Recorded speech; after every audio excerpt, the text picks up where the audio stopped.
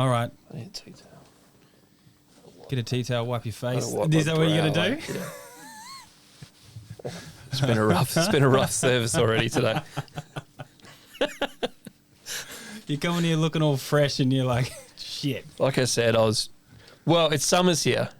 So I thought, let's dress up. And my daughter was like, summer's here. And we went down the beach. Mm-hmm. But when I caught a glimpse of myself, I look more like a guy that's on his first cruise or something. Yes. Yeah. Yeah, do you know what you look like? Yeah. You look like a What do I CIA officer trying to fit in. Like a full narc. Yeah. Just outside the school going, Yeah. you got any marijuana? Yeah, exactly. At the bus stop. Yeah. Are you kids cool? You kids keen to cop? That's what you look like. Officer Dingleberry. All right, episode 9. No crying in the coolroom. 9. I'm not doing any intro. What's happening? Just had some tacos. Did you? Just had some tacos, and I had something yesterday that was real chilly hot, and I was farting all day. Okay. Yeah. That's good. So that's what at the top of my mind. That's what's happened today. Went to the beach. I'm a Mexican food snob, so you really have to go and impress me with these tacos. Well, you're gonna have to come with me, number one. Yeah. So I mean, hard to get me to get out there in the world. yeah, show up. It's also like I don't know what I'm doing till I'm doing it because I just decide what I'm going to do. Yeah, I think we both have that in common. Yeah. It's just like, what are you doing? What are you doing today? Yeah, right now. When did I? Okay, so today. When did I tell you about? When did I tell you about I was going to have tacos and you can join me? An hour before you were having tacos. Yeah, but about an hour and a half before. Yeah. And then you're like, can't. You're like, well, because what I'm learning, I'm learning that when I have plans with Kerry Ann, they're the plans. Yeah. That's never been my life. My life is the plan can change at any moment. Yeah. Fuck plans. Yeah, totally fuck plans. But if I say, hey, I'll do that thing or this is it for the day, I'm learning to get better. That's what I'm saying. Yeah. I don't change what I do throughout the day. But don't tell anyone else until 45 minutes before it's happening. Yeah, but I didn't think about it. It was just like, oh, fuck, Tim can come with us because we're not doing the potty till later. Yeah. So, yeah. Sunday night podcast. All right, what are these tacos? Good? Yeah, real good. It's this bloke called Tom. It's Tommy Tacos. Corn-based tortillas? Yeah, like the WA ones they make here.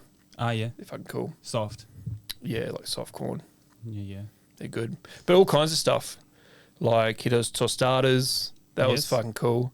With the almost like potato bravos, like whatever the Mexican version of that is. So you had tostado, fucking the potatoes, and then like soft egg on top. Something else on top of that. That was cool. Some fish ones, some Baja ones. Is he doing it out of birria? Birria, like the best. Holy shit. Really? Yeah, dog.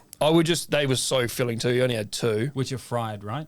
They're the ones that are, soft, but they're folded on the grill both sides. Yeah. And with the cheese in the middle, it all oozes, and you dip it. Yeah. You dip it in the fucking meaty, fatty shit. Yeah. They call it consomme, but like... Get out of it. Are you in France? No, consomme in Mexican food now. No one gets it, eh? Oh, my God. I brought this up with someone once.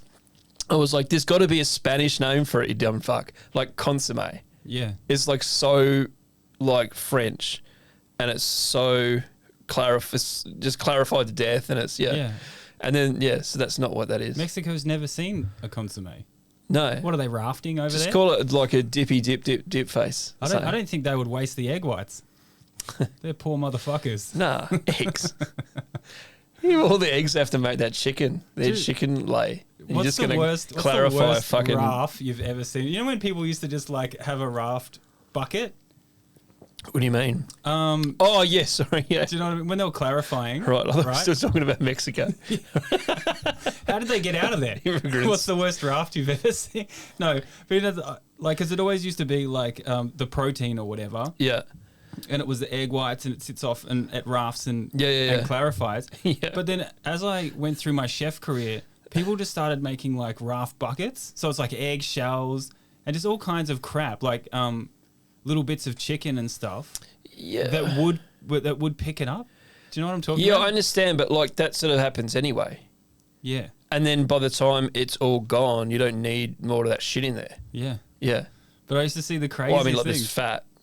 but there's like the tiniest bit of fat comes back off. Yeah. Yeah. I don't know why people would do it. Like, cause when you got taught that, it was just like straight egg whites. I just think people, I kind of understand it because it does catch it, but like you're just doing too much. Yeah. Stop. You know when people go overboard on the chef hack, but they're like, oh, I know how this works. Yeah. You can do it with anything. Yeah. It's like, well, fucking don't do it with that. Yeah. Yeah. I just remember this raft. It was like eggshells and like celery coming out of it and carrots. Fuck, dude. And some egg whites, you know? And I was like, what the fuck is going on here? The other thing that always got my goat as a chef was people would use the stock as just a general rubbish bin. They would just throw in, like it's almost done, and you're just throwing in handfuls of fucking onion peels and the peelings of anything. You're like, can you like just stop? You haven't, and they're the people that have never skimmed it the whole time it's been on, and they're just like, I'd go ballistic. all the mushroom peelings for some fucking reason. Yeah. All the mushrooms stalked. You know, to start with, have you even washed them to chuck it in? Yeah. You know what it's going to be? It's not a rubbish bin. It's going to be something. We're going to reduce it down to, so it's going to be concentrated your rubbish now. Yeah. Dude, the outside of onions in anything used to shit me. Yeah. Why? What are you doing? Put it in the bin. Like there's waste and then there's this shit. Yeah. Yeah, yeah. Guess what? There's onions already in the stock. Yeah. Actual onions to make flavour, dude. I understand, like, if it's a new stock, right? If it's, like, fresh on, all that sort of shit, and you've got, like, a bit more time or whatever, you know what I mean? Throw it in. I don't give a fuck. But, like, you've already done it. You've already done it. Yeah, you're someone walking past a giant stock pot that you've put on and just, like, putting all their carrot peels and stuff in it. Just fucking Kobe. Fucking end of your day. Yeah. I used to get real thingy about. Do you remember that Marco Pierre White story where someone had like spent 3 days making jus? It might have even been a Gordon Ramsay story. Right. 3 days making jus and he comes in and he tastes them and he said, this is crap, and he threw it out. Fuck yeah. Just right before service. Oh, perfect. No? I've never heard that. Oh. Dude, it makes sense. Checks out. And the best one was I can see it happening at a few joints I've been at. Marco Pierre White got so angry that the cheese cart was coming past as he was like blasting off about something. And he just started picking cheese up off the ripe cheese off the cheese cart and throwing it against the wall and then made them keep it there.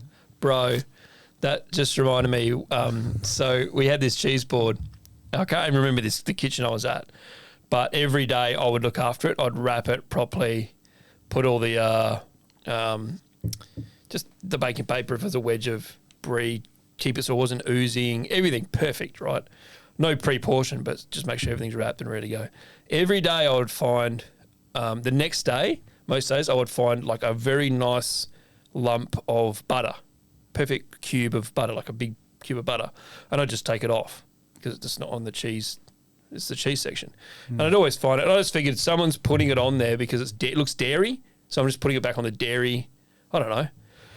But they're not picking it up from there, so I was, whatever. And then I saw this guy who had the off shift from me, this Korean guy, super hard worker. He was serving butter on the cheese board. So he would have all the cheese sliced and weighed on the board, and he would have butter as well, and like a 40-gram perfect stick of butter. I saw him do it and went, oh. Because he liked butter? He just thought that was cheese. Ah. He had no idea.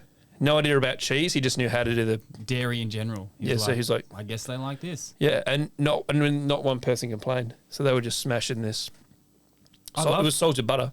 Yeah, I'm with it. I'm all but is there above bread around? Can I get salted butter and bread and cheese? Yeah, it came with bread. Okay, well then I'm excited. Yeah, I was into it, and it was salted butter too. It wasn't just like this shitty pastry butter or something. So he's just stepped on a genius move. Yeah, and I didn't say stop because at some point I've just been taking this butter off every morning. Yeah, and not addressing it. But yeah, dude, you were the guy.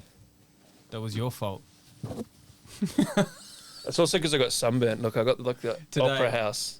I'm a fucking. If people listening to the audio, Lachie is dabbing himself down with a tea towel. Stolen Alsco tea towel. Yeah. Wait, there's no such thing as a non-stolen Alsco, unless you're in the kitchen. If you're out of the kitchen, it's stolen. Yeah, that's all I've got at my house. I'm so red hot. I'm sunburnt. You're just into summer. That's what it's all about. You're eating fucking tacos. Did they have Mexican seasonings? What do you mean? Achiote paste. Throughout them, yeah.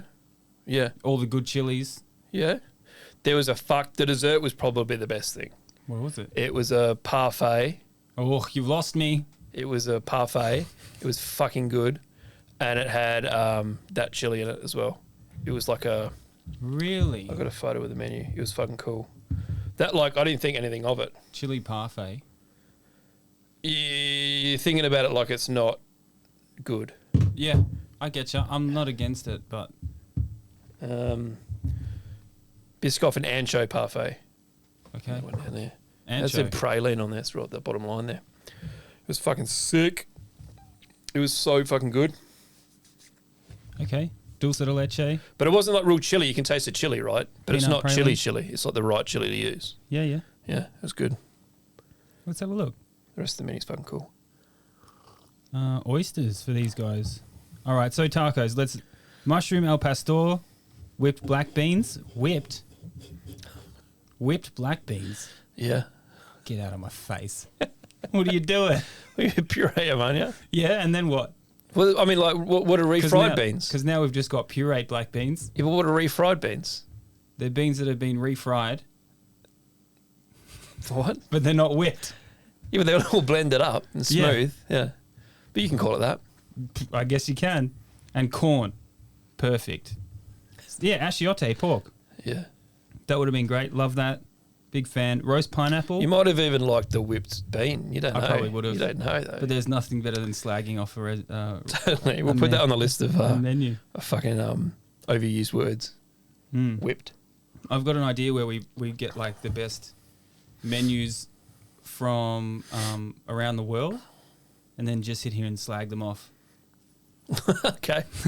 Which is a great idea. Yeah, that's fine. Chipotle mayo, obviously you have to have that. Baja fish, I don't know what that is. What was that? Like battered fish.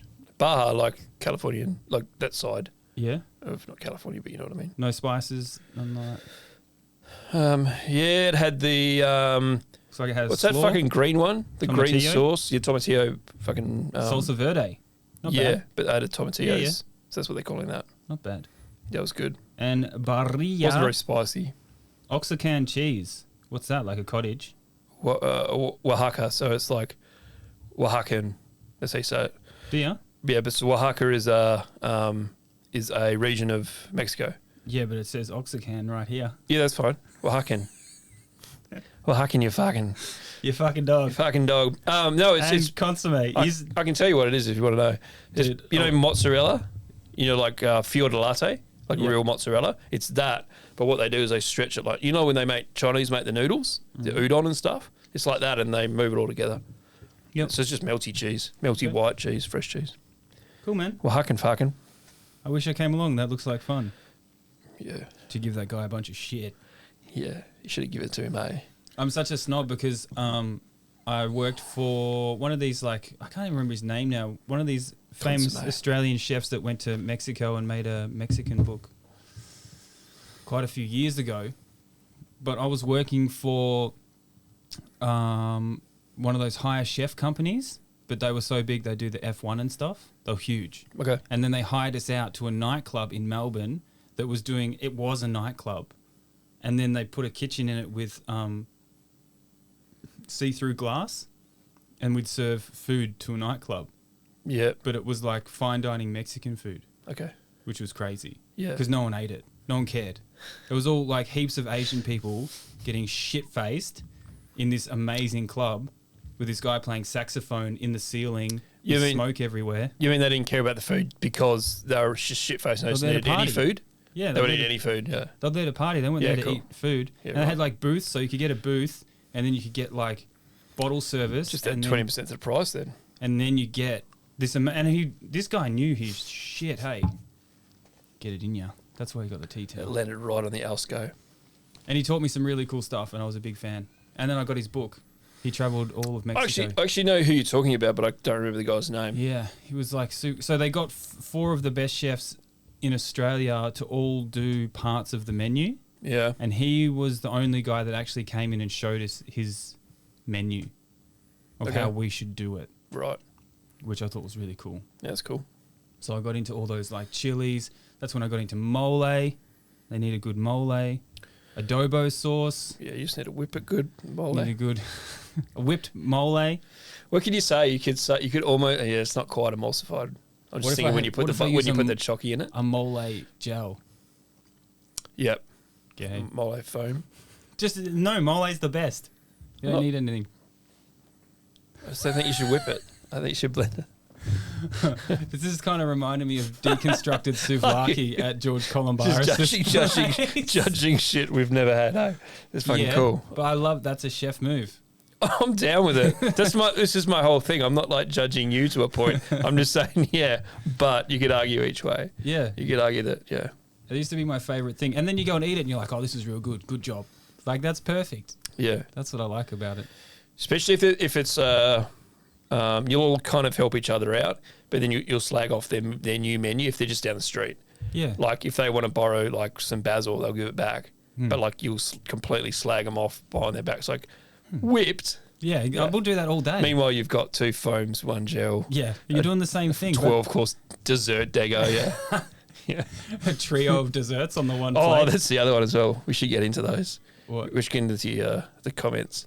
We keep saying words that people have that people cringe words used in food or hospo. Great. Yeah, that I brought up whenever that was a few episodes ago, and then I was going through the comment sections and DMs. Yeah, sick.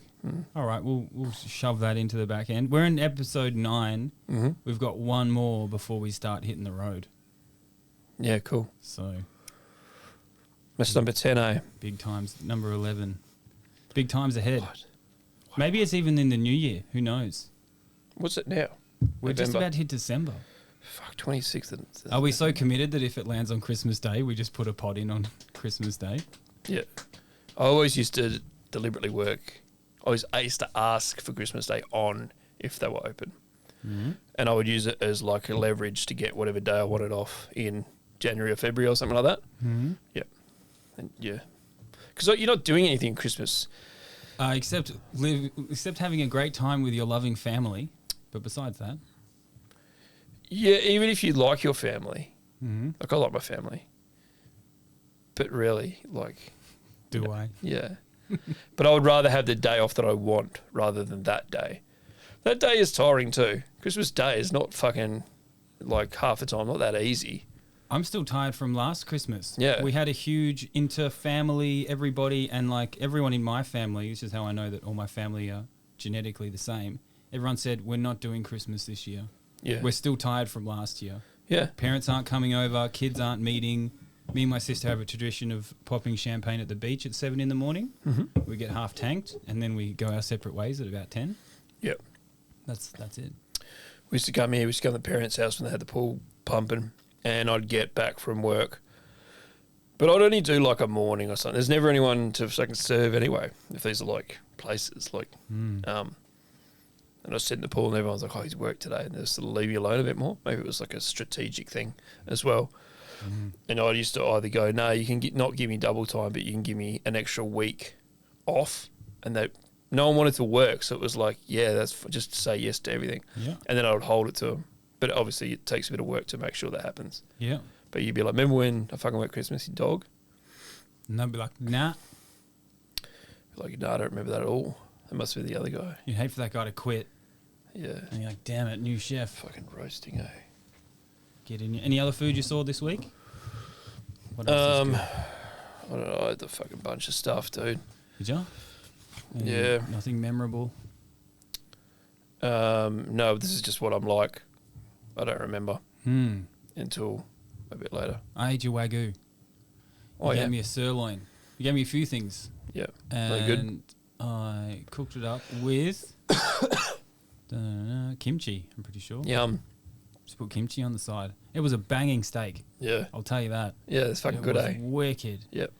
For a person who doesn't eat Wagyu that much, it's like, God damn it. Yeah. Yeah. Medium. I went just under medium. Yeah. Medium-ish. It's kind of where you want it. What did we call? At one point we had a medium. We had a between medium rare. That's what you want with Wagyu, though. You don't want the fucking. I don't want medium rare. You want all that fat to start going, like pissing out. Yeah. Yeah. I want it like a little bit. Yeah. I don't want it all For gone. a sirloin, anyway. Yeah. But yeah, it was wicked. And then just kimchi on the side. It was great. And actually, do you know what? I was like, I had good energy the next day. So I was like, these things are good. Yeah, they're good for you. Do you know what I mean? They just cost a lot, eh? Not for me. Yeah. Not for me that day. Yeah. So that was good. Yeah. I haven't been eating anything. I could just do this. Yeah. Dude, you just get a whole like towel happening around. Well, hopefully I'm not sunburnt and bullshit hot every day, every week or whatever. Hopefully. Yeah. Yeah. All right. What's on the cards today? I don't know. Also got a TikTok. Now I'm just remembering. I did a chicken treat. Me and my daughter went through chicken treat drive-through, and we had these like waffle fries. And the video on TikTok got taken down by TikTok. It was like flagged for inappropriateness. It was flagged for dangerous activities. Which was? I don't know. It doesn't tell you. It never tells you. What's the dangerous? Never tells you. But was there any dangerous? The video is basically a video I've done loads of literally going through a drive-through. So you could say you look like you're filming, even if I'm not, you look like you're filming and driving. But I've done it 20 times. And they've all done good numbers. So it's not like they're even dampening you, right? I think a part of it, they give you this just real general explanation, not of your video, just of whatever this means. And some of it was like dangerous acts, i.e. eating dangerous foods, encouraging people to eat dangerous foods. And I just thought that was funny because like maybe TikTok's saying chicken treat shit as well, like pretty funny. Yes. But I think that's what it was because we were like, they were making a real big crunching sound. And at one point Lily said these were hot, they're way too hot, which is a good thing. But like, I don't know. I'm just guessing. TikTok, so this is and I've never had this before. I've never had it flagged. This is the start of the end now, dude. Yeah. They're going to get the drive-thrus, then they're going to take our lives, and they'll be hooked up to the machine. Yeah. And it'll be the Matrix, but TikTok is running everything.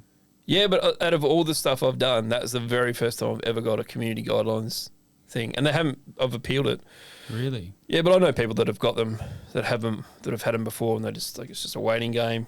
Just the AI of the app picking up something. We get them all the time. Yeah. But it's not just it's not a human. It's not a billion humans going, we watched your full video. It's just AI flagging something that they've got on a list of. Yeah. But TikTok's bad because I don't think they're all bad. No one ever gets back to you. Just is what it is. Yeah. And you have like these waiting games. Yeah, you're right.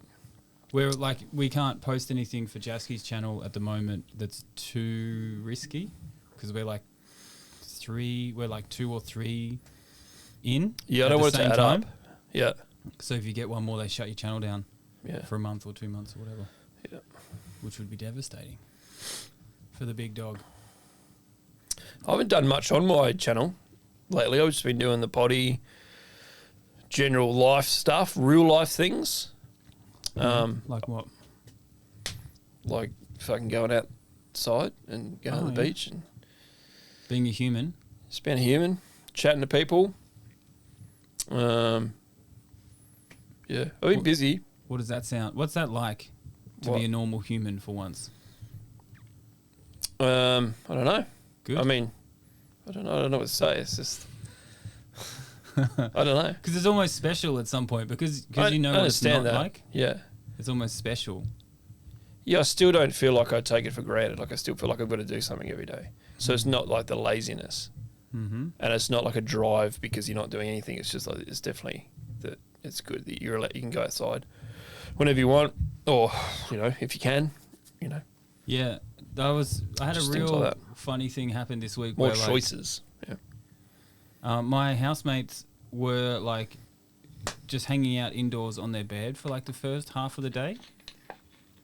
And I had this thought come into my head, and it was like, oh man, on a Saturday, these lucky suckers, I wish I could just lie on my bed all day. And I was just like, you can. Yeah. But you don't. Yeah. What the fuck's wrong with you? And I was like, oh yeah. Speaking of this, I did do this week. I went to Centrelink. It wasn't for me. It was for my dad. And I just wanted to find out information on like his pension and just general old people stuff he can't do himself. And I have time to do it. So I went to Centrelink and I walked straight up to the counter. And before I said hi, right? as I do with everyone. said, Hello. "Fuck you." She looked at me like I'd honestly just like kicked her pet. And I was like, hey, how are you? Or whatever it was, pleasantries that I normally say to when you meet someone for the first time. Mm-hmm. And she wasn't like she was typing something. She was actively looking at me, walking up to her. And I was like, hey, hi. She's like, do you have a reference number? Straight into it. And I was like, no. And then I was like, I kind of got it. And she goes, Medicare card? And because it's for my dad, I don't have his Medicare card. So I was like, I don't have his card. She goes, what do you mean? I was like, Jesus Christ. Like, I didn't even said anything. And she's going, blah, blah, blah. And she goes, I don't suppose you have any ID on you. This is like, honestly, as quick as that happened. I didn't say a single word other than, I don't have his. Like, it didn't make... And then she goes, have you got an appointment? And I was trying to get my ID. I go, I've got my ID. She goes, have you got an appointment here? And she said it like I was deaf. And I said, no. I said, but I'd like to make one. Here I am. You know, how do you make an appointment? She goes, I do it. And I was like, oh, great. Then I've got the right person. Awesome. Here's my ID. And she goes, what is it concerning? And that's when I really turned it on. And I was like, thanks for asking. And she was a bit like, I said, I need information on my dad. He needs help with his pension. He needs help with fucking caring and shit like this. And she's like, oh. I was like, yeah, surely you say that to start with. Yeah, now we're humans. Yeah. Here we go. We got rid of that. I understand that though, because Centrelink, and then she goes, all right, so she put me in the system. Now you got an appointment. I was like, cool, that's cool. And she goes, just sit on the left. Go and sit on the left. So I went to the left. What she meant was her left. So I walked and she was like, I said left. I was like, I'm going that way. She goes, left. I was like, right, okay. I was like, what the fuck? Yeah, we live in different realities, I was like, lady. what the fuck? Anyway, so that was my Centrelink. So I already didn't want to go. No one wants to go to Centrelink. Yeah. Except for the people who think they can. It's just another day for them. They want to fudge the rest of the week or whatever. Because that was what the whole place was filled with. Able-bodied people that were just like taking the piss. They were running around. They knew everyone by name, and you could hear their appointments as well, saying, the guy didn't want to hire me. Oh, I was late. You know, like, oh, I should really try and get there on time. And you're like, shut the fuck up. You can get a kitchen hand job right now. You can get a warehouse job right now for good pay as well. Like, good pay for that. Like $24 an hour minimum. Like, you can get it straight in, walk off. But the dole check, you don't have to do anything. I'll get you one. Yeah, but like they have to come in and make excuses about. Yeah, I almost got to that stage. I was on the dole during COVID. Yeah, same. First time. For a year. Yeah. But they got to the point, because COVID went so long, that you had to start applying for jobs. That's when I stopped. Yeah. Yeah. And I was like, well, and then for a minute I like started applying normally, where I was like, oh yeah, I want this job, but I didn't really want it. I just had to hit that 3 a week thing. Yeah. So then I was like, well, what if I just send my chef resume to like IT people and stuff? Yeah. What would that do? Yeah. So I started sending my chef resume out to like gardening jobs or IT curriculum jobs and stuff. And no one ever said anything. It's hard out there in COVID, yeah. And they're like, did you apply for your 3 jobs? I'm like, yeah, I guess I did. I went through that once and I just did exactly the same thing. I said I've applied for these, which I did. And I didn't want the job, so whatever. And they're all jobs like I wouldn't have been able to get. Like CFO of a multinational company.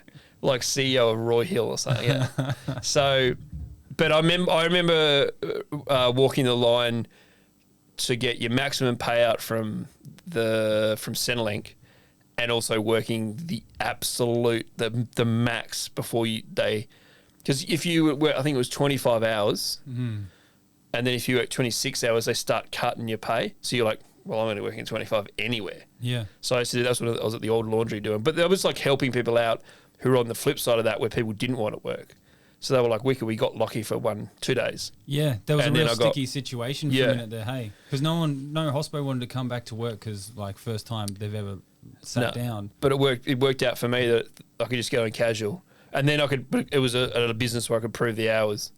So you had to do the hours to get the pay, but you couldn't do too many hours or else they'd reduce the pay. Yeah. So I remember I was always walking that line. But I mean, it's pretty easy. I know people. Yeah. And you just go, I only want to work 12 hours this week sort of thing. And they're like, yes, sick. Yeah, I reckon. Do one day. COVID definitely flushed a lot of people out of hospitality, hey? Yeah. It flushed me properly out. Like, I reckon that was a defining factor where... So I went on the dole and, like, actually stopped. And I was like, okay, that's cool.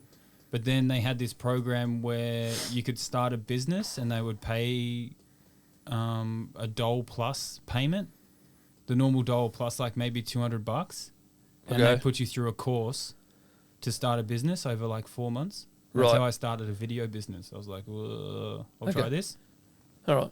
And that's how I actually got a leg to move on. Yeah, right. A little bit. Like, I could have at any moment changed, but it's like there's these psychological things that we've talked about before, whereas if you don't, you feel unsafe over here trying, so you always just bend back and go to chefing. But I actually got the government paid money, so I didn't have to go back. I was always going to get money for that 6 months. Yeah, I'm sort of lost in that whole. It was kind of 2 years. 1 year I was on the benefits, like everyone. We're allowing it. I worked at the butcher shop, so I was working at a butcher shop 2 or 3 days a week. Cool. In Claremont, which was really cool. It was with a mate of mine, James. Not his shop, but it was a chef mate, James. We're just making pie mixes and just doing cool shit and putting deliveries away. Just a general fluffing about. I was serving customers as well. That was actually kind of fun. Oh, yeah. Believe it or not. Just packing sausages? Not really. They would do all the butchering. So we were doing like the mouldy of the pies. They're selling pies out the front, pies and snagger rolls. And we would make all the pie mixes and serve. And that actually became quite fun, serving the old birds in the Golden Triangle. Oh, yeah? Fucking rich cunts. It's good when you got with a mate, you got a wingman, you can laugh at these rich old pieces of... Yeah. Paying $15 for a rissole. And they complain about everything. Do they? Dude, they are the worst. The richest people you'll meet, they'll have like 10 grand on them. And they'll be like, how much was that? And you're like, 480. And they're like, you said 3 sausages. You know what I mean? Like, and they're going, I could probably get, just give me 2. You're like, so you end up just going, I'll just make it $3. Like, I don't care. I don't care.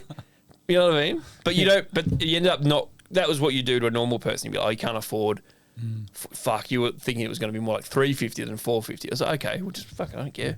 $350 it is, like, I don't give a shit. Yeah. But these people, you're like, that's fine, I'll take it, or 100% take it out of the bag. But they are banking on that you will cave. Oh, really? Because they're complaining. So you figure that out quite quickly. What's snakes? Yeah, but you fail. You keep failing, and then you realise, wait, they're just doing that. Why would they have taken it? Because they originally say, oh, I can't cook that much. You asked for a kilo, and I've given you 1.002 kilos. And they go, it's over a kilo. And you're like, how much do you really want? And they go, maybe half that. But they have all the time in the world, these motherfuckers. Yeah, that's the other thing is they have all the time to stand there in the zone. They'll outlast you. They're in the pocket while you've got other customers, so they put the pressure on you. Oh. But you just put it back on them. You say, how much would you like? You tell me when, and you just keep taking little bits off. And you're like, tell me when. You just keep saying it, and you go, and you talk to them like they're dogs, and they don't like they don't like being put down in front of people. They want to be you're their slave, right? Sure. So you treat them like, can you hear me? And you don't say anything. I used to do that. Do you know who you're sounding like? What? That Centrelink lady. Yeah. But that's what I mean. It's like I didn't treat her like shit. Yeah. But I stood there and went, I understand that you have to deal with these guys all the time. So that is my honest reaction would be. Yeah. But that's what I used to do. I used to not say anything to them and then go, sorry? And they'd go, what? And they'd look like shit. And do you know what I do as well? You'd be a killer in a butcher shop, dude. Dude, I used to always, they hate looking like shit. That's their thing. Is like, I am the king. I am perfect. I am everything. So what you do, if you put the FPOS machine, you'd type it in and you just wouldn't press enter and they would have struggled to tap it. Is it gone in? Is it gone through? And you're like, you sure there's money on your card? And they'd look and they go, maybe it's the wrong card. And then you press okay, like that. And then they get out the second card and they go bing and it works. So I was like, oh, that one's got money on it. Dog. Yeah. But they go red. But That only works if there's other people in the shop that they don't want to be embarrassed by. Man, that's so funny. Yeah. But like, that's just one of many things we used to do. Did ya? But they used to dog you so hard, man. Like, they rode you, man. They'd go, more. You'd weigh it, tie the bag up and everything, and they go, how much was that? I told you how much it was, just a kilo. And they go, I want another 100 grams. And you've already tied it up, bagged it, wrapped it, and you're like, wow. Priced it. You're like, okay. And then they're like, I want it in the same bag, because what I do is, and they explain to you they're making this dog shit for themselves at home. Shepherd's pies, normally shepherd's pies, cottage pies, anything like that old English sort of stuff. I hate shepherd's pie, hey? I don't mind it. I know, I must be the only person. I think I had like a bad experience when I was a kid. You must have. Because it's really just mashed potato and mince, so yeah, how bad can life be?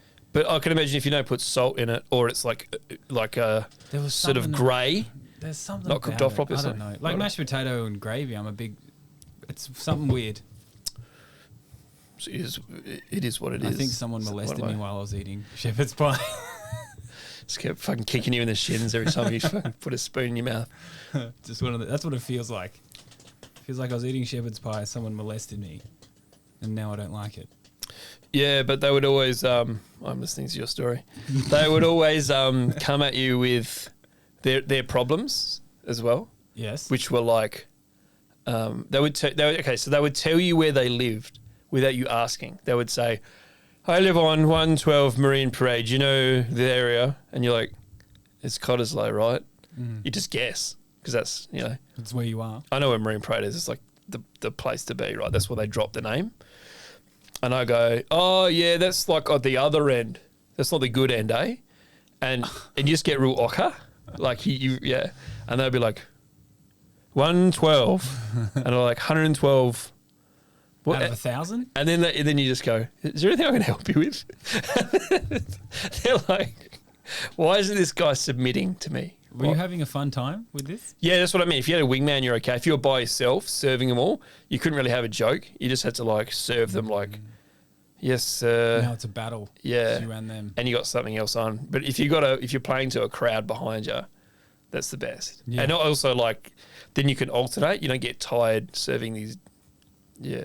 You didn't get to pain pill junkies. Break down quarters and halves or anything? No, I never wanted to. No. I could have easily. Even like the bandsaw, like my mate would jump on it. Oh, yeah. I used to always just go, Darren, what's his name? I was like, they need this. If it was something butchery, and he would just do it.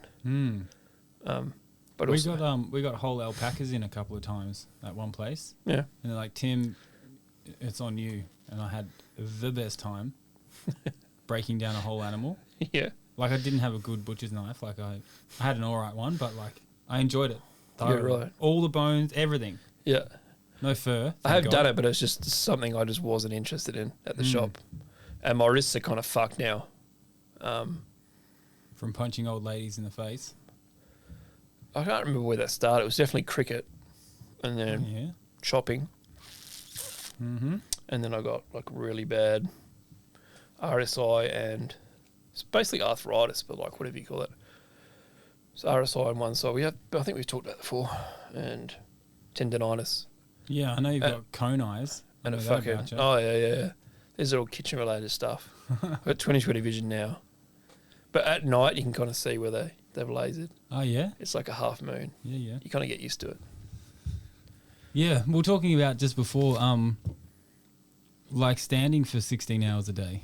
And it's so interesting that my remedy was to go in my break and do a little bit of exercise or activity. Yeah. But you think it would be the opposite. I used to go shoot basketball. Yep.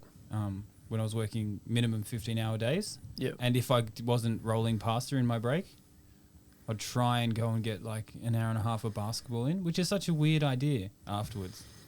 Yeah, but like I think I was saying that's just like dissociating, whatever that word is. Yeah, because if you stop and lie down, that's also not good. Disassociation. Something like that. You can't have a nap. So there's things you can't do. Well, you can, but you're going to be worse off. Like like you never have your car there unless you do. And if you do, you might be anywhere. But no napping. Yeah. Sitting down for too long is fucked. I think that hurts your back more if you're sitting down on a crate for like an hour. Yeah. Obviously, there's similar things. Yeah. Yeah, napping no good. And you get to this point in your career where you're like, I'll just work. I'll just work and get all my stuff done. Like, how important is a 2-hour break? What does it matter? Yeah. I'll just keep going. I still stand up and walk around for fucking ages. No problem at all. Mm-hmm. I still do it. Like Yeah. I'll walk around. I'll make a point of like walking around the house editing on my phone. Just head down, just walking around. Okay. Walking around outside. If anyone watched me do it, they were like, this guy's a fucking insane person. Just by himself, headphones on. Yeah. Editing, but I'm just editing videos, but I'm actually exercising as well. But it's like, it's that, I don't know, it's just, I can as well, right? I can just walk around. Endless. Doesn't matter. You can if you want to, yeah. Yeah. I'm not. I'm sitting down. I think you'll always have that. I think there has to be some sort of level of, it's not even fitness. It doesn't feel, just feels like you just keep going. One from the front of the other. I don't know, yeah, so I reckon you got it after a certain amount of years. You just have it. It's like you conditioned your body to do it. Like you can, you know. Yeah. Yeah, I think about like the strain that I put on my body for all those years and how like you didn't think about it as such. Yeah. Like I didn't think like I was always like, oh, maybe I'm sore or maybe I'm tired, but I wasn't thinking like, holy crap, I am ruining my body right now. Yeah, man. It was just like, this is what I do. Yep. Whereas now I'm so much more conscious about like looking after myself. Yeah. But maybe it's just getting old. Maybe I'm just an old piece of shit. Yeah, but you have to though, because you get older. Everything takes a lot longer to recover from. Like if you roll your ankle now, you can walk through it. That's fine, but it'll be fucked for like feels like 8 weeks. You know, where realistically you could do it in I don't know a week. I reckon you'd be done if you like not even a sprain. You know what I mean? Yeah. Feels like you've got that for life now if you fuck something up. Yeah. Oh, I broke my ankle when I was like 23 and then just kept going for another 7, 8 years. Longer. 9. Yeah. Epic. 10. Almost 10 years. And my ankle's broken for life. It's never going to be good. Yeah, totally. My knee did that. I twisted my knee and I just kept working, and then every time I'd have a really big issue with it and go to the hospital, like it would just blow up and they would say, you got to not do that. Like when you did this, you didn't look after yourself. I was like, I know, what can you do for me now? And they're like, it's kind of fucked. You've worked it in all the wrong spots now where everything's sort of overcompensating and you can never get it quite lined up. So now it like, every now and then it will just give way a little bit, and it's sort of like you can feel it being a bit loose, and that's from just going back to work, and not taking that day, even for just put your leg up. Yeah, I didn't even go and do physio afterward. I broke it in Spain, and got it set in Spain, which wasn't a good idea because everyone's speaking Spanish, right? And I didn't know what was going on. Your foot didn't know how to speak Spanish. And then I went back to England. I didn't want to go back to Australia, so I went back to England and I was on the NHS or whatever they have there. Yeah. Their free stuff. Yeah, NHS. And that wasn't good. That was not good. What was bad about that though? I didn't mind the NHS. Maybe I had something as well. Like maybe the problem, I had a complication where so I jumped off a fence. I jumped over a fence in Spain, kicking the footy. Fuck yeah, boys. And then actually on the other side of the fence, there was a meter drop before the road, and I didn't know that before I was over the fence because I'd been drinking a few beers, kicking the footy, in a campsite, and I just like landed flat-footed on the road with no roll, and just cracked right up the main bone, and fucked the ankle. So when I got to the NHS, they actually kept just scanning it every month, like we don't know what to do, because they couldn't pin it or do anything. All they could do was watch it for months on end. Wicked. But what happened was they just get radiation poisoning. They were just watching this crack to see what happened in because it didn't splinter anything off that they could do anything. It just did enough. Okay. So if it sheared off a little bit of bone, they would have gone in and pinned it or something. Right. But what they weren't watching was my foot went out. So my foot's like 10 degrees out. Yeah. I only found that out like 5 years ago. My left foot's the same, but it's on the ankle. It's like the front bit of the ankle. Yeah. And the bones, you can feel the bone there. It's actually shifted over. Yeah. And they were telling me I needed to... How have you got that? It was... I could only assume it's been walking on... Maybe I had bad shoes for a year. I don't know. That's what they could have keep saying is you must have... It's repetitive. It's like wearing braces. You know, like the longer you have them on, the more they'll do what you're supposed to do. Right. But you've done that to yourself by walking a certain way. Okay. So maybe I had shit shoes for 6 months or a year, or I was using the wrong shoes with no... Like, I have high arches, so what I should have been doing realistically is wearing high arch shoes, but I'll do my best. Yeah. Yeah. Or at least basically performance shoes. Yeah. Not like shuffling around with clogs. Do you know, hear how shit... This is how shit my life got, right? So we went to Spain, me and my mate that I did my apprenticeship with, Matt Roberts, that I hate dramatically. Fuck you, Matty. Yeah. I told him I was going to say him. I fucking hate him every episode. And partying hard. That's one. And just after running of the Bulls, so I got that in, broke my ankle at the top of Spain, and then had to get home from Spain with a broken leg. And then obviously I had spent all my money. So we went back to a pub that we had been working at on and off in the middle of nowhere. And he worked and I stayed with a broken leg in a caravan in a field that didn't have any windows. And I put black bags over. And this is like winter time, right? Yeah. Shit. Because the good caravan was getting, which by good, I mean it had windows. So stupid. But still the shit, dude. This was literally like... Wishing for the good caravan. Yeah, because there was like a front of house manager. She had that one or whatever. Of course, yeah. But I wasn't paying any rent or doing anything, but I'd known these guys for a couple of years. Not the people But that want to it wasn't good, sleep. dude. It was a piece of shit of a caravan. And we moved back there a season later. So we kept coming and going. And we were like terrible people, but they liked us. They're like, these two Aussie boys, you know. Right. And we'd known them for a while. And if we ever get to the end of our work history, it kind of comes all together. That's how we will. But I was living in this caravan doing nothing, had no money, with a broken leg for 6 months. And he would bring me one meal a day from the kitchen. So he like saved my life. Like I couldn't do anything or have anything. And if I needed something, I had to take my crutches and my broken leg and I would crutch up 2 fields with all these cows just looking at me like, what is this thing? Yeah. 2 big fields. And my leg hurt because no one ever fixed it properly. To like one tiny little store that had like 2 things in it. I'd get some crisps and maybe hopefully 4 beers if I had a bit of money, and then crutch back down, or I'd crutch in and then catch a bus to Truro and go to the hospital or whatever it was. Yeah. And then come back and shit. And every month I wanted them to say, we're going to take the cast off and you can get back to your life. And every month they're like, I don't really know what to do. Oh, right. That's the bit I didn't hear you say that you had a cast on. Yeah, and it kept. Every month I'd be like, fucking... You just get me wanted out of to this take it caravan. off. Yeah, I understand now. I missed the bit where you had a working. cast on. I was like, okay. I had a pink cast because also in Spain I was in travel mode, and my mate's like, "Do you know what'd be funny? Is like if you get a pink cast and have it on forever." Fuck, that didn't help either. Yeah, because for the first month that was funny, and then every month after that it made me angry. Yeah, it would have. It would have. I was like, I don't like this situation anymore. Yeah.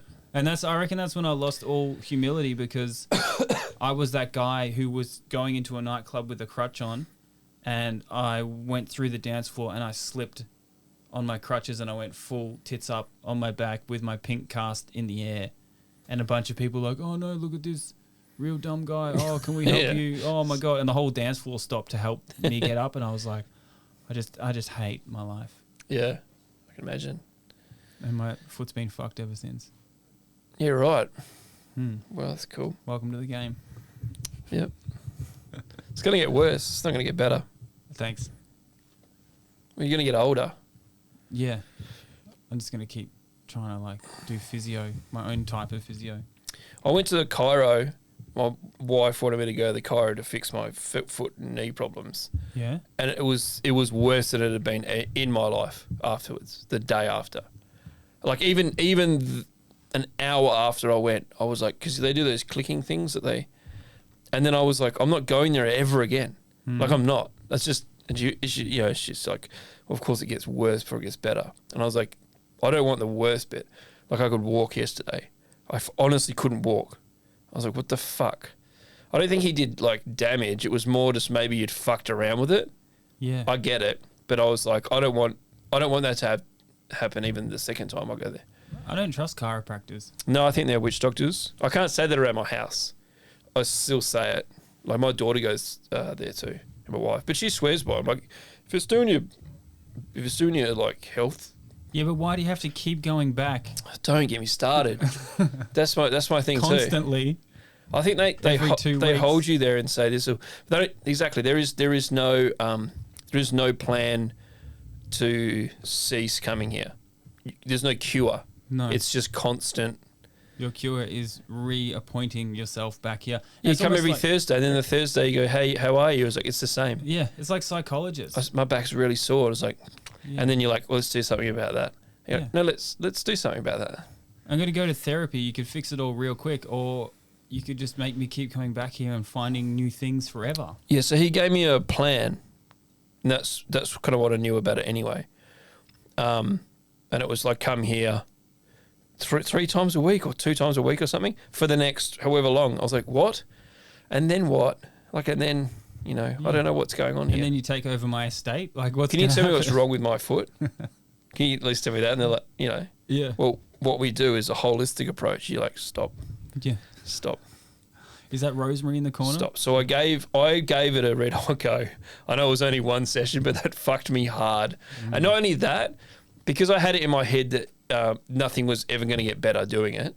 By going here, I knew it wasn't going to affect it positively. Yeah. Then it affected it so negatively.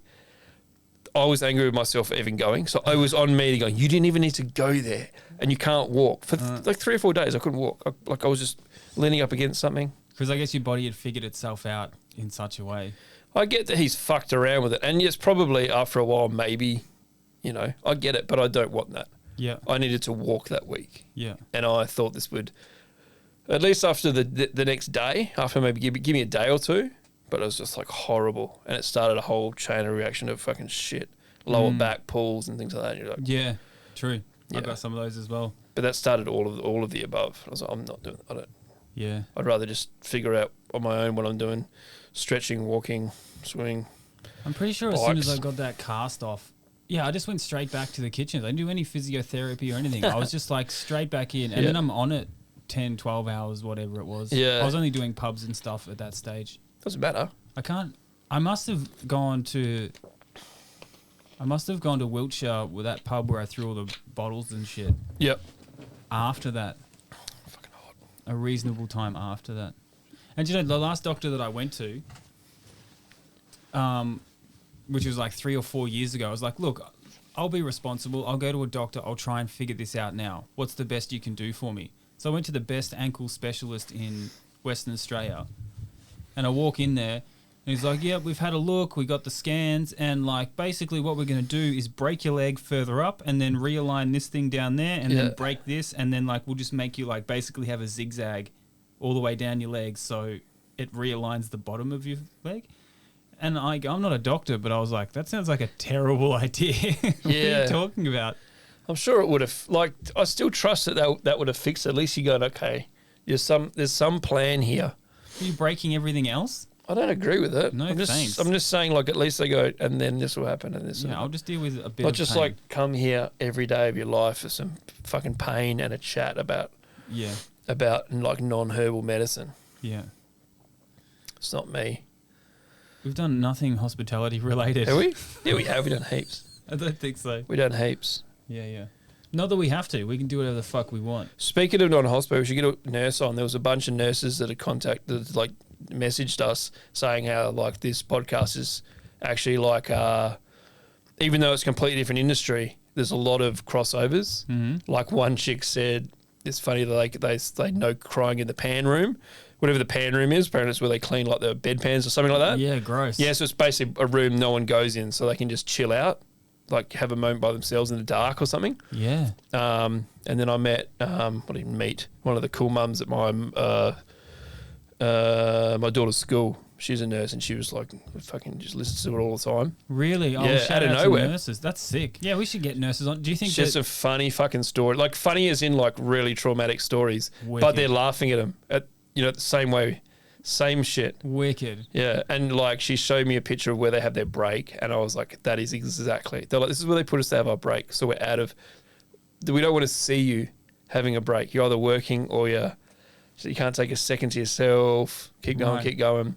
She's like, you can't even have a biscuit or you get fired. Like, you can't even just like have a little snack or something. You can't eat? Well, yeah, but they have a break. So yeah, break times. And then when snacks. the break time, she showed me where the break was. It's like outdoors. It's like overgrown fucking plants on this concrete jungle. And I was like, exactly. I bet there's nowhere to sit either. Dude, and they're making life and death decisions. Yeah, she had a funny thing. She was saying, obviously none of this is funny, but when you live in it, she was like, she was looking after these 3 patients. I can't remember what she was describing, but they were all horrific. But she was going between the 3 of them. And then it came on the TV where McGowan hadn't given him a pay rise, but he'd given someone else a pay rise or he'd taken one himself or something. Yeah. But she's listening to this doing all this shit. She's like, wicked. Brutal. Yeah, during COVID where they have to... All the extra protocols. Yeah, but all the extra bullshit from I assume the extra bullshit from, I was going to say customers, from the Which patients. they are. Yeah, which is exactly what they are, yeah. So, yeah. And you have to like smile, be okay. Yeah. This is what's on the menu. Assume you're probably going to get abused. Like, yeah. Well, on the menu for you today is 1 leg amputation, so. Yes, we should get. Anyway, that was another non-hospital thing. But I like the crossover. There's been a few nurses. They're like, this is fun. This is like, they should have a nurse one. It's very. I wonder what the doctors very are relatable to them. Are the doctors like the front of house managers? Yeah, it'd be interesting. Hey, like if you were to say that nurses are the chef, who's up your ass? You imagine they are the workhorses, right? Not the doctors, the nurses. Definitely. You're like the engine room. They're the chef de parties. Yeah, all day. But I mean, if you've ever been to the ER or the whatever it's called, emergency room here. You know how it works. The nurses are just pottering around the whole time, helping you, answering your questions. And then you eventually see a doctor who's very clean cut, slow, and goes, this is what it is. This, and then they go, so-and-so will help you now. And then they're gone. Yeah. That's what my experience with like doctors. Yeah. And GPs are the same. They just wait. Yeah, GPs are the worst. But the nurses are also like, once you come out of something. But I don't know what that would be. Front of house managers? Yeah. I reckon. Well, we'll get some on and we'll have a chat to them. That sounds wicked. I'm for that. I like a crossover like that. Anyway, I thought it was funny. I never thought about that. Expand outwards. I wonder what other industries. Definitely not Boilermakers. I've had enough of those guys. Hashtag fuck Boilermakers for life. I had enjoyed the banter with the Boilermakers. They had a very similar sort of sense of humour. Yeah. Yeah. I hope they get it. Bit of banter. But it's tradies anyway. Tradies in general. Like who else has apprentices these days, you know? It's not really... Tradies have apprentices and... Yeah. That's a similar vibe. Yeah. Trying to get shit done. But yeah. I guess long days. Yeah. I'm not sure. We can fucking... I don't know much about it. Anyone can get in contact. I don't know much about it, but apparently we chefs work harder anyway. So than everybody. That's what I know just from experience of not being a tradie. Yeah. And we're also cooler. Way cooler. Look at me. I'm fucking swag today. Whipped bean. Whipped bean. Sounds like a porno. All right, what do we got? All right, yeah. Let's fucking bang a story. I got a funny story. It's not. I don't know. I got this funny story. It might be funny. All right, so I was at this. I agreed to work Christmas, right? Christmas Day, like we were saying. So I agreed to work Christmas. And I was there, nothing went wrong, blah, blah, blah. And they said the people that work Christmas and the managers, which I kind of was anyway, so I didn't get it. But anyway, that was the excuse of saying we're going to put this dinner on. This one single owner, he was like a pompous little twat. Mm-hmm. And he said we're going to put this dinner on, this like real swanky fine dining French place, and like there's only sort of 8 or 10 of us going, and I was included. They were like, thanks for working Christmas. And I was like, this is not why I work Christmas, just so we're clear. You're like, yeah, you're still giving me the week off, right? Yeah. But he kept hamming this up. Like, we're all getting bracelets and it's going to be engraved with something. And we're like, okay. Like, automatically you're like, whatever. Yeah. Yeah. I'm suspect. Yeah. But it's making you go as well. And not for the bracelet. but he was like, the way he was building it up was like, when you travel, it's going to be made out of the best shit. He fully trumped it, right? Full Donald Trumped it. Like, this is the best shit. This is the best of the best. It's going to be gold plated. Everything's going to have and if you need to sell it, if you're overseas and you're in a bit of strife, you sell it. This was his selling point. And I'm like, what? And like, I don't want to wear it or take it overseas with me. Or, if I do, I'm going to sell it for traveller's checks or put it in the bank, right? Yeah. Anyway, it was like, cool. Anyway, let's do this dinner. So we went to the dinner. Didn't have the bracelets. He goes, they're still in the shop. Cool. Nice. Right. Good start. Yeah, so we're already like, well, I think we half knew that was bullshit, but let's have dinner, right? And then at the end of the dinner, he stood up and made this really pompous speech. It was all about him. And he gave out these envelopes. And in the envelope had checks for $500 each. And I was like, sick.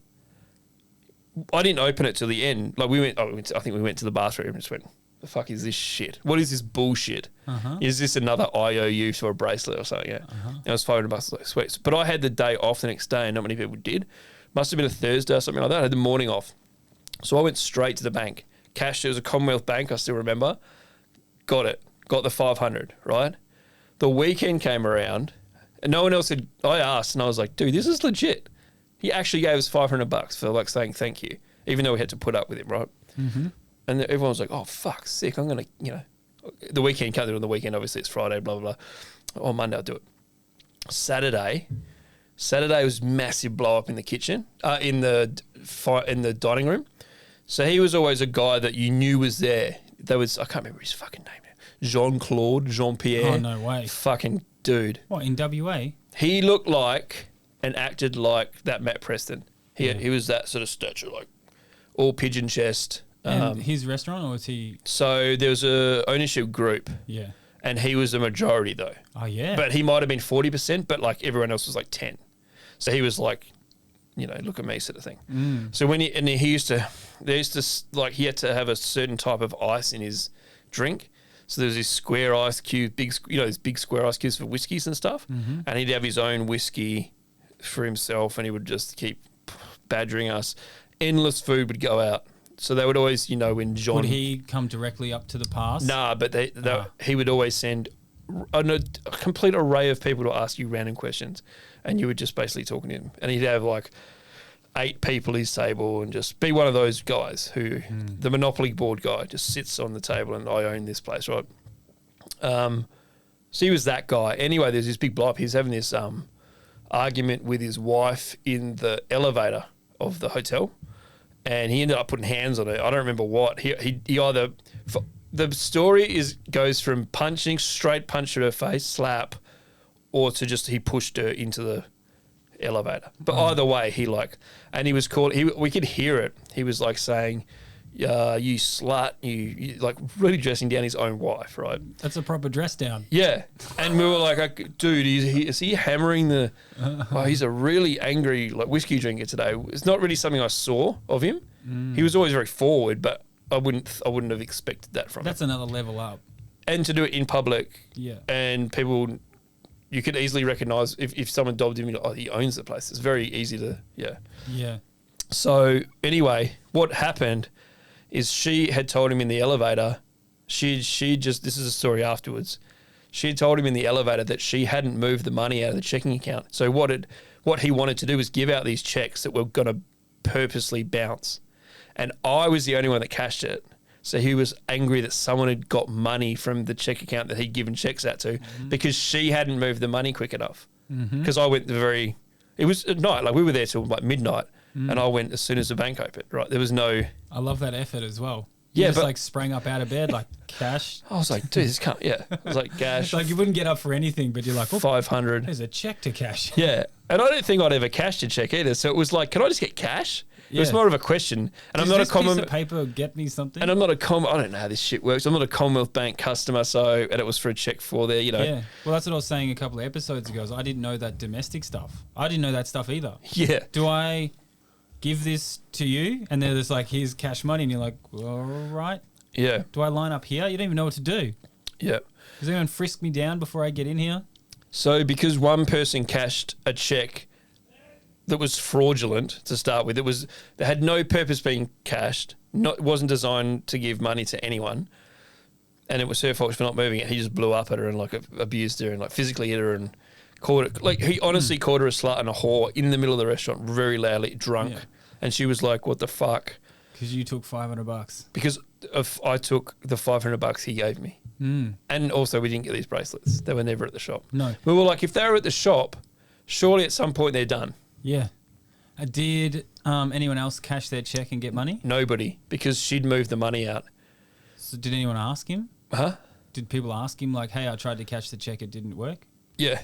And he But said, no, but we found out why straight away because he'd fucking slapped her in the elevator. We found out real quick why because you want to know why is he abusing his wife. And this is why. But what would his answer be to you? Because he gave you, not you, but other people, he gave them checks. Yeah, but have you ever met like hospitality business owners? Yeah. Yeah, they're kind of like this a little bit. Yeah. Sometimes, yeah. I know. But I want to put it on I want to grill him a little bit. I don't know that. I just know that definitely people brought it up and that's what they were told. It was, he's already hit his wife. So she must have moved it later in the day. Sure. And I got it as soon as the bank I opened. reckon as soon as she left the elevator. No, she couldn't on the Saturday. So she was like, I moved it. And he was like, someone has already cashed it. Wow. You're supposed to move it on. Wow. Yeah. What a dog. I know. And then she cops it because he gave out 10 $500 checks that weren't supposed to be designed to be bounced. Someone must have asked him about it. I don't remember, but also I don't care. I got my money. I laughed. I laughed a lot. And then not at the domestic violence. Obviously not. Yeah, obviously.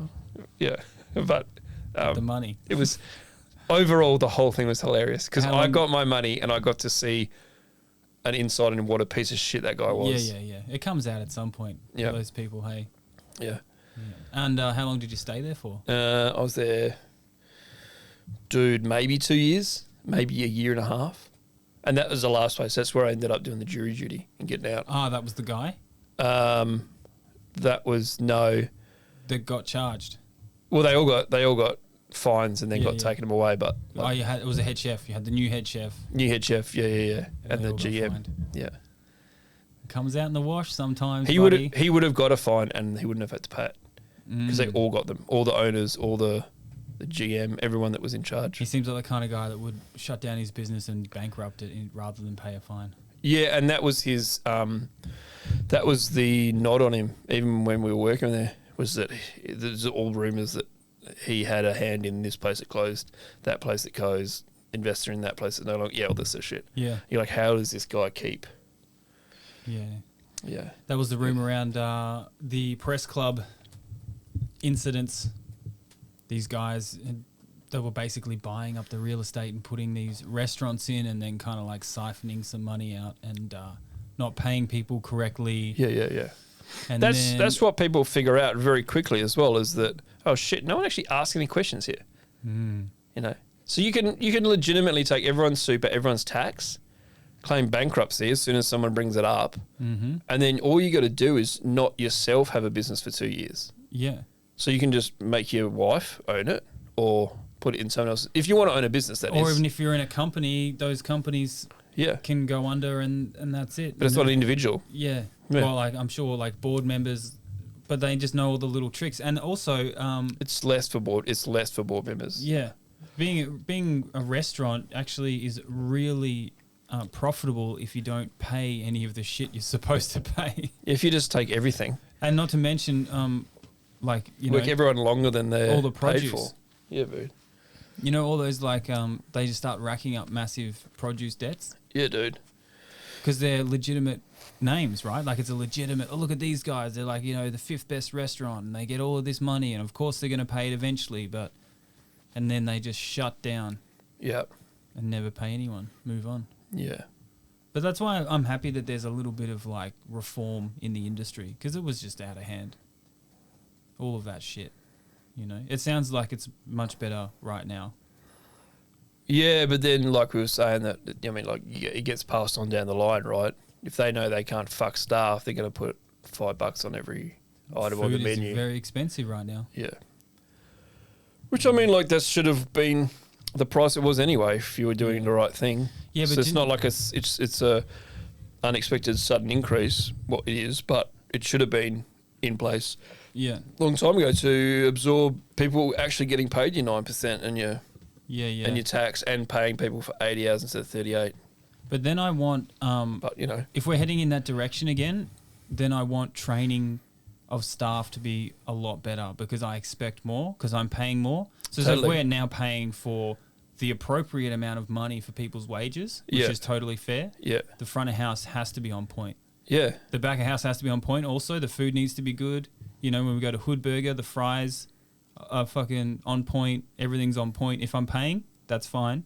But, I mean, Western Australia definitely has a problem with the attitude of front of house staff. You know, compared to when I go back to Melbourne, people are excited to be at their job. Yeah, but that's even like just at your cafes in Melbourne. Yeah. They all act the same level of professionality. Yeah, and I love it. And I love it.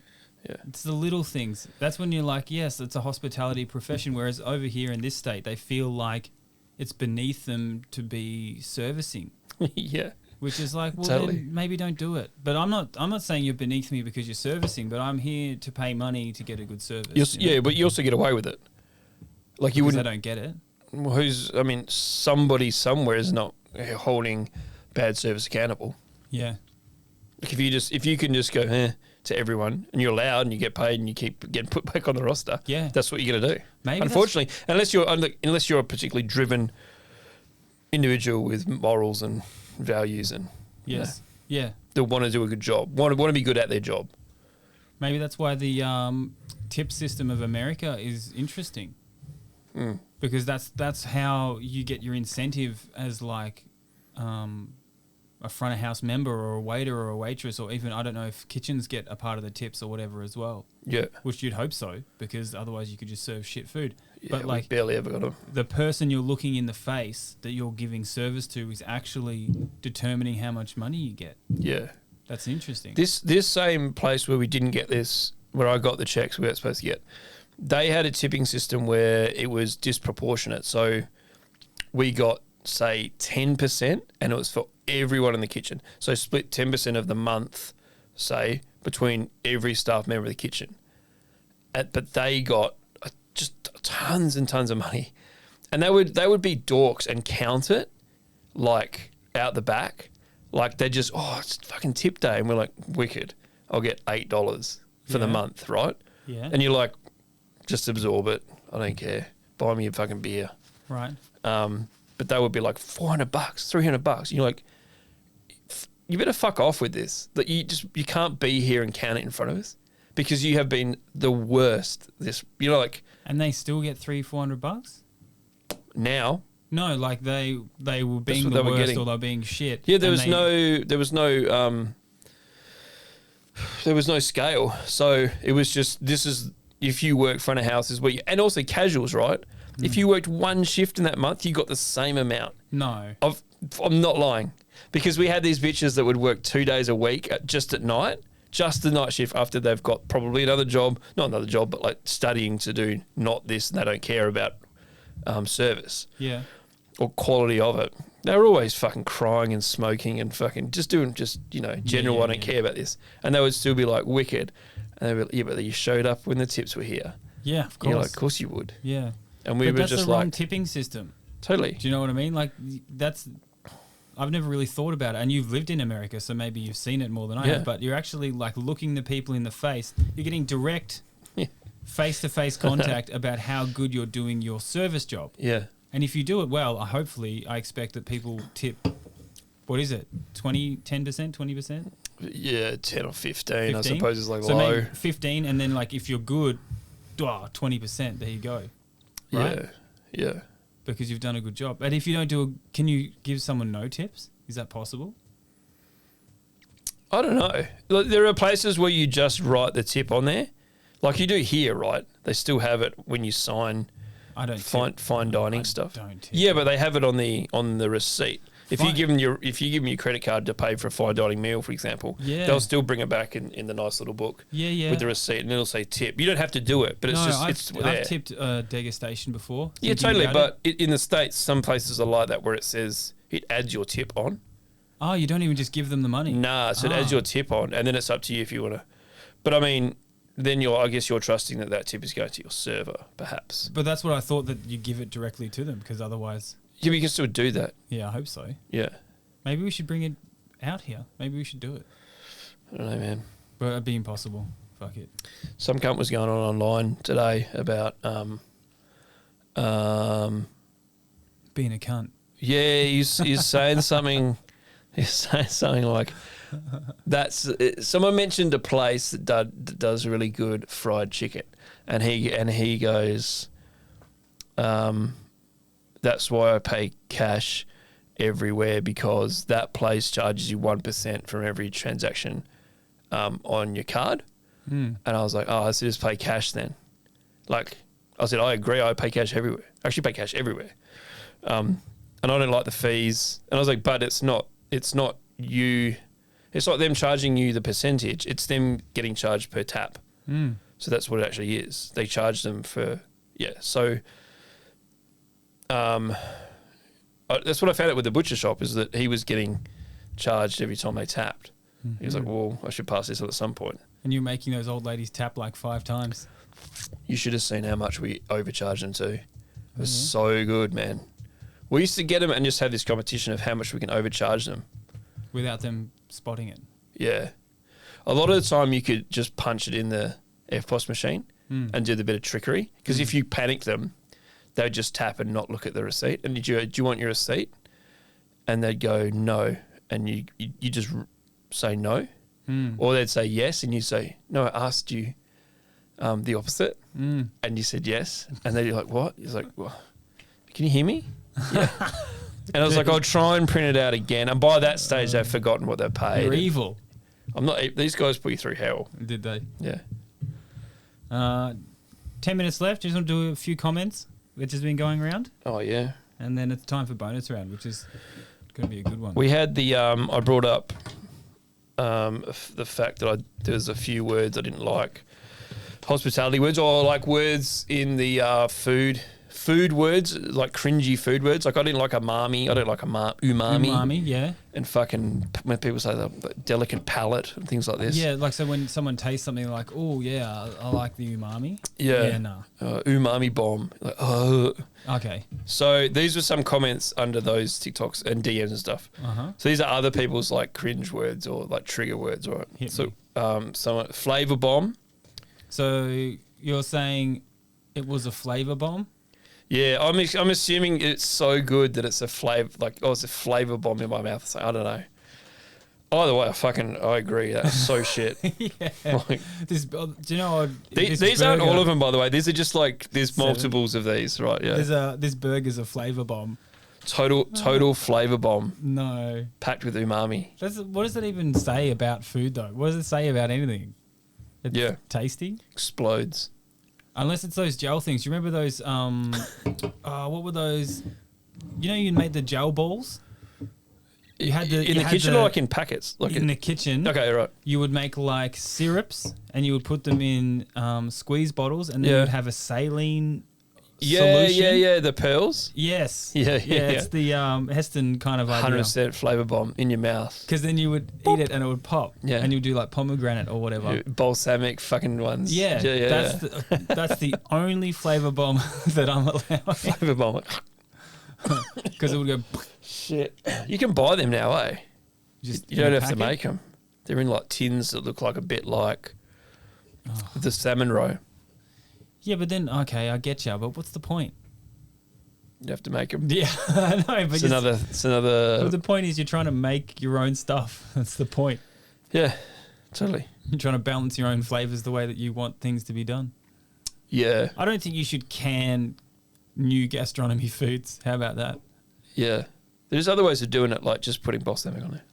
Yeah. Just don't do it. You don't like... Sometimes they're okay. Like I actually like them on oysters or something that would like, you don't need a couple of like if you made ones like finger lime or something like that. But even finger lime is what that is. Yeah, exactly. So like, but that sort of flavour, you know what it's like? Yeah, it's a massive flavour bomb of citrus in your mouth. Yeah. Yeah. A total flavour bomb. Yeah, it's completely balanced on my palate. What if you made them out of oysters? You had an oyster flavour bomb. Oyster on the oyster. Just put extra salt. No oyster, just you made like little oyster pearls. And you just put 5 of those in your mouth. Yeah, wicked. Gross.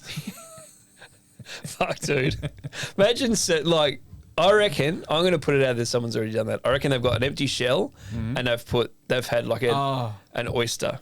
It's like an oyster experience, or like an amuse-bouche of fucking an oyster, but it's not an oyster. Which is one of my pet hates. Or just a little spoon, and the amuse is called oyster. Yeah. In quotations. Yeah, yeah. And you're like, what's this? And then, so what you've done is you've taken this is your amuse-bouche. You've taken a great oyster, you've shucked it, you've poured everything out, you've blended it. Probably dehydrated it, then blended it, then turned it into a gel, and then spherified it, whatever that is, and then got the shell washed in the dishwasher, and then put it back in there, and it tastes exactly the same, if not worse, than the original product. Yeah, and most people would go, what? Yeah. Yeah. What's the point? Yeah. I hated that stuff. Yeah. When if it tasted better, good for you. Yeah. If it didn't, fail. Yeah, I reckon you would only need a couple of those little pearl flavour bombs on the oyster. It would be cool.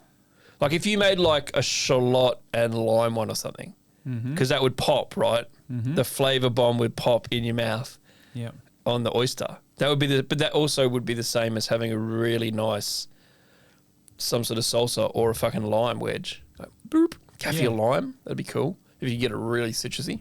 Yeah, unless you're getting technical where you eat something and then at the back end of it you want something to pop to like change it. But we're saying the same thing, that as long as it works, use it. But that's the same with everything. Like don't just sous vide shit just because you can. Yeah, it needs to have a point. Yeah, and why is this? Yeah. Yeah. The next one, so flavour bomb. Yeah, that worked. We had heaps from mouthfeel. Mouthfeel? Mouthfeel. Like texture? Yeah, but I know what this... mouthfeel? Yeah, had a good mouthfeel. Oh, yeah, I'm with and people use it as like an adjective, a noun, a fucking verb. They use it for everything. Yeah. So they go, mouthfeel is... Oh, yeah. Or they say this, like you said, this has a really good mouthfeel. Yeah, that's like one of the requirements. How was the mouthfeel? You're like, oh. Yeah. Oh. One of the requirements of it is that it has good mouthfeel. Do you know there are some sections of Perth that talk about burgers in that way, and you're like the mouthfeel of the burger. All of these words, and you're like, okay, cool, yeah. And sometimes that's where like my channels sometimes get too sarcastic for people.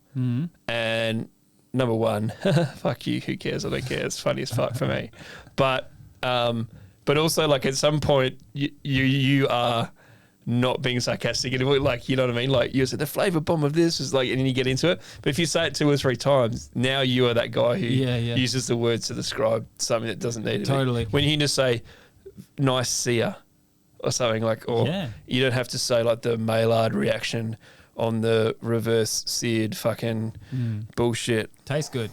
That's why I always loved Anthony Bourdain. Tastes good. He's like, oh, that's good. And you're like, I get it.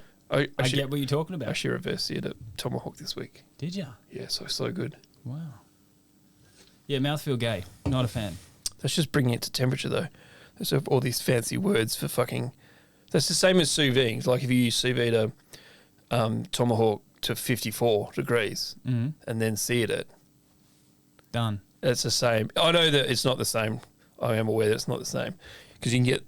It's a bit more smoky, a bit more charcoal, a bit more whatever. And you get a bit of whatever. But it almost is this. It is exactly the same. You just bring it to it. You can do it in the oven.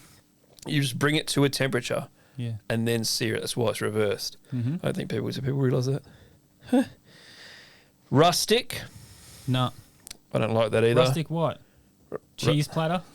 Rustic. When you put butter on it? Even when, like, I started at a time where rustic became a thing. Yeah. And even then, everyone would take the piss out of it as in you can't play it up. Just say it's rustic. Yeah, I'm not a fan. You can't. It's like terrible plating. We just say it's rustic. Yeah, Rustic. we have something to do here as professionals, and that's to try. Yeah. And rustic is not a part of what we do. I worked at a spot that deliberately made everything ugly, and that was harder work because when the big splats. Yeah. Yeah, all that shit. When we're coming out of the, and we're going into. We were still in that zone, man, but they were just different premises. You're either doing that or you're doing this, or you're Cornelling everything. So it was like one of the two. You can't possibly have a puree of just boop. No. You have to do something with it. Yeah. Everyone's always trying to outdo each other, hey? I used to, for a while, do the back of the pallet, the little pallet knife. Oh, yeah. The big smear. Yeah. Yeah. I did that. And then. I quite like that one because it's fat. It was fat as fuck. Yeah, I like that. Yeah. And then you got like you could your build meat or things whatever. on it. Yeah, I was a fan of that. Yeah. Rustic bad. Rustic. Like, 'cause you're not doing your job. They're just things people have come up with because everything's been done before. That's what I think. Yeah. And then there's 2 or 3 people like Thomas Keller, for example, coming up with all the pressure cooking and all the sous vide stuff. Yeah. Yeah, we're reacting off each other. We're reacting it was really clean for a minute, and rustic. then it went to rustic, and then it went out of rustic, and it went to like very simple, simplified, right? Yeah. But then I did that with my own cooking. I swung. Sometimes I went from like trying to be very classic to like really trying to be like very, I guess like 5 components artistic. I was trying to like really complicate it, I guess is what I'm trying to say. Yeah, but that's also because you're bored of doing the same thing, even though it looks good and it is a different dish. It is kind of identical. You got to go through the same paces. Yeah. You're rolling stuff, you're smearing stuff, you're garnishing it a similar way, you're drying stuff. Yeah. Never once did I want to make small jelly balls with a large mouthfeel of Flavor Bomb. When I first saw them, I wanted to make them, and we did make them a bunch. But it was like, how do we do this? What is this? Yeah. And you had to get you have to get the pH perfectly right. Obviously, like once you nail it, you'll nail it forever. Yeah. And then they came out with, but this was before they came out with anything. Like as soon as we nailed it and we were bored of it, there'd just be kits, and you can get the pipette. So I was just thinking of the Pipperade. Pipperade. Maybe straight away. The Pipperade is wet. Too wet. Too wet. Too wet. He stares you down when he says it, or Marco. Insane. I've been still watching all of his stuff. I'm not doing a Donald Trump. Anything with the word foam. Oh, So anything foam. I disagree. I like the foam. I get what they're saying. I think it is overused. You can go. You don't have to have a foam on everything. Yes. But that's the same as what we're saying. And also, before. by the time it gets to the table, a lot of the time it's not there. Yeah, but then you just put you use stuff to do it, like lecithin and Yeah. lecithin. I hear what you're saying. Lecithin. I think it's lecithin. Yeah, the yellow shit. Yeah, I'm just thinking. I always Or get the any other C or the emulsifiers. TH mixed up in the word. Yeah. I know what people are saying because it's like exactly. But I was a foam fan. I was a reasonable foam fan. I used to put foams on everything. I liked it, but yeah, I had to hold it. I definitely worked at some places where they didn't realize that it would dissipate before it got to the table. Yeah, and that sucks, man, because like that's nothing. Now you got a messy nothing plate. looks worse than a foam is disintegrating. Also, like color, whatever the color is of the foam, colors everything now, and it's wet. And you're like wicked, so now you have to fully replate. Yeah. So yeah, and then also you've got a guy who's like sitting there with the blender sometimes, just like that's his job. Like I guess you're on pass or whatever. That's what I was and about you're to just say. like- That's the pass guy. Yeah, But I had lots of other stuff to do. we had 5 or 6 foams. I remember on a menu once. Too many. Yeah, it's definitely 5. Oh, easily be 6. Wow. Because you maybe had 2 on entree as well. Oh, I thought you were going to say like every special as well. Like you put a special on, it's fine. It's foam. I get what people are saying. Like imagine going out for dinner and you're not really into it, and then one of the components is like a pea foam. Yeah. And it comes to the table and it's like, where is it? Yeah. Where is the pea foam? Yeah. As long as you're using it, because it is just fresh air. Like, Essentially. yeah, like what you see, it is. I think it's quite a nice garnish, and it does display that you actually do have some fucking skill going on here. You're not just you're not charging him $50, Yeah. and nothing has been displayed. Right, I get it. Yeah. And like you said, like what else are you gonna do? You can't just put parsley wedge on everything. Like fuck, you know what I mean? Yeah. It You was gotta do nice. something. It was nice to upgrade garnishes to actually Yeah. being components. I was a fan of that. But you never know. We've been out of it for a little bit. Maybe it's like real hack at this point. I don't mind foam. I can 100% understand what they mean. That has been fully and thoroughly flogged, the foam. We're on point today. This random guy says kombucha. I was like, cool. Yeah. I rate it. I'm into it. Shout out to... no, I'm into the fact that I hate the word kombucha. Oh, yeah? Yeah. My friends run Community Brew. Oh, yeah? That's a good one. That's a good one. I used to work there. Yeah. That was good times. Did you say kombucha heaps? Yeah, I said it all the time. I drank so much kombucha. No, when people say booch. Kombucha? I say kombucha. Yeah, but people say... No, they literally just say booch is for sure. Yeah, I say that too. Of course you did. We did. Dude, we used to bless the kombucha. So, Community Brew. I used to have to sell Remedy kombucha. Oh, yeah? Trash. Yeah, and it was full of stevia. Yeah. And and it wasn't fermented. It was like, but it was like, what do you call it? It was shelf stable. Yeah. So like you could just have it at the fridge forever. How did you use my date on it? It's not fermented then. It's doing nothing that kombucha should do. By the end of the day, you have damage to your house if you're leaving it out of the fridge. That's what it should be. It should just be popping off. Yeah. Yeah. Totally. It has to go fridge to fridge to fridge to fridge. Yeah. The scobies that we saw, like, will be a SCOBY as big as this room. Yep. Massive. Yeah, but that wasn't like... And they would tell you all kinds of bullshit about it. How it was... all the ways it's done, sugar-free, all this sort of shit. And you're like, yeah, it's cool, but none of that's even possible. Yeah. Have you tasted it? It actually tastes artificial. It's not like it. Even if you don't like kombucha, taste it and you tell me if you like it. You know what I mean? Like it's got a weird taste about it. It's not like it's something is made. Like I know it should be a bit funky. That's fine. But even if you're not into it, you taste it and go, what's that sort of medicine-y fucking taste going on like this? Yeah. It's too much, definitely too much stevia to balance out all the bullshit, like, that's not in there. You know, like they're trying to hack their way through making a drink that's not what it is. Yeah. Fuck, we talk way too much about kombucha. I like it. I like kombucha. Trio. Last one. Trio. Well, we just said it heaps. Yeah. Funny. Yeah. I love Trio of everything. Trio of desserts was hilarious. Yeah. I used to hate it, but it's funny. But I agree with it. This guy says produce when it's pronounced produce. I'm not American. Yeah, I know, so I agree with that. Saying garlic aioli, I kind of get that too. Yeah, I get what you're saying, but it's tough call. On a menu, I get why you'd write it on a menu. Yeah. So people know. But aioli wasn't just about garlic. Aioli was about saffron and potato. Nah, that's different. Is it? Yeah, you're thinking of the stuff that goes on. What the fuck? I'll remember it. Wasn't that the original aioli?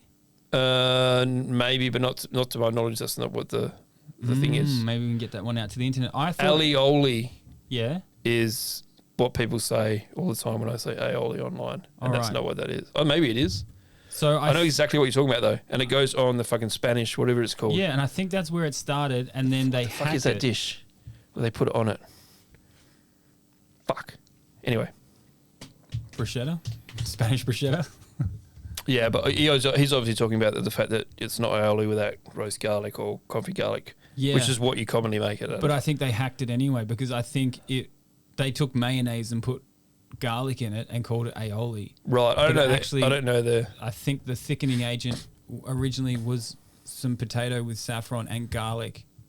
Yeah, and I remember making that, but it was called fucking. I can't remember. Eh? Yeah, cool. We'll get some books out. This is why we need a third person who's actually a chef.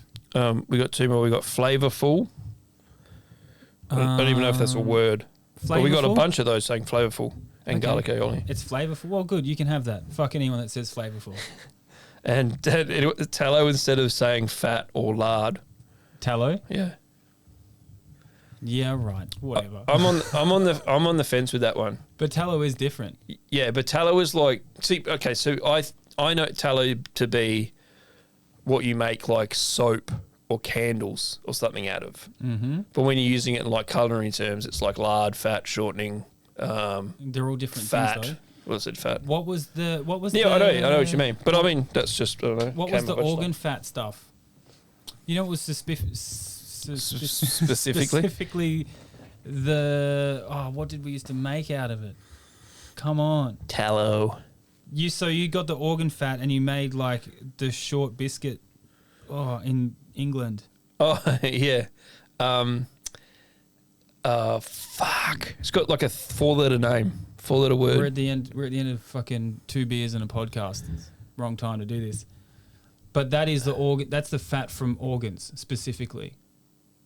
Yeah. And I thought that was tallow. Nah. That's a different Well, one. I mean, it might be. Nah. People are calling. I think I don't know what his point was, or their point was. We had 4 people say it. Maybe if you're trying to be cool, you're trying to just call fat tallow. Yeah, maybe. And you should shoot yourself. Sue it. Sue it. Fuck. I'm so happy we got that in there while the cameras are still fucking on. Nice one. We're going to get to bonus round. This is a good one. We're going to watch professional chefs cook cool shit. And be nice about it, probably. Is that us? Nice podcast. Sick cunt. Interesting. I'll see you next one. Boy.